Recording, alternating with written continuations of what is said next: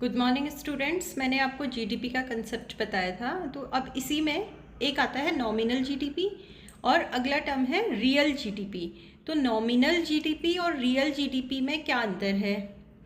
जो nominal GDP है वो होता है आपका करंट प्राइस पे और रियल जीडीपी होता है कांस्टेंट प्राइस पे। अब आप समझिए कि मान लीजिए 2010 में हमारा जो प्रोडक्शन है वो 100 क्विंटल है, ठीक है। मान लो वीट का प्रोडक्शन और वीट का प्राइस है 20 रुपीज़ पर केजी, ठीक है।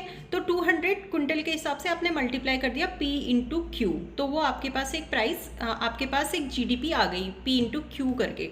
लेकिन अगर सेम 100 क्विंटल ही वीट हो रहा है या राइस हो रहा है कुछ भी, और उसका प्राइस बढ़ गया, प्राइस मान लो डबल हो गया, तो हमें क्या लगेगा? जीडीपी डबल हो गई। लेकिन जीडीपी डबल नहीं हुई क्योंकि प्रोडक्शन डबल नहीं हुआ है, डबल क्या हुआ है? प्राइस। तो रियल जीडीपी हमेशा कांस्टेंट प्राइस पे लिया जाता है, नॉमिनल जीडीपी होता है करंट प्राइस पे। प्राइस के बढ़ने से जीडीपी बढ़ी हुई हमें प्रतीत होती है लेकिन वो बढ़ती नहीं है। तो ये कंसेप्ट आपका आई होप क्लियर हो गया होगा यहाँ पे। Thank you.